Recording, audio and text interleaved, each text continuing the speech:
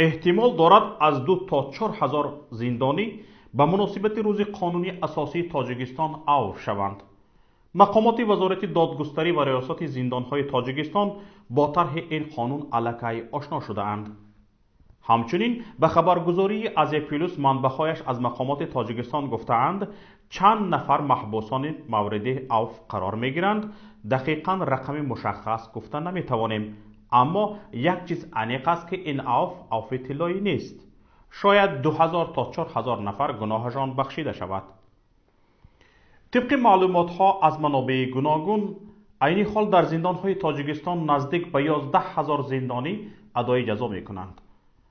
با این حال برخی کارشناسان و حقوقدانها معتقدند که عفو احتمالی زندانیان در تاجیکستان شامل زندانیان سیاسی نخواهد شد. گفتنی است یک سال اخیر زندانهای تاجیکستان پر از حوادث ناگوار بود که با وقوع 2 شورش در زندانهای خوجند و ناحیه وحدت بیش از 80 تن کشته و بیش از 100 نفر زخمی شدند. از جمله 14 زندانی هنگام انتقال از خوجند به دوشنبه جان خود را از دست دادند.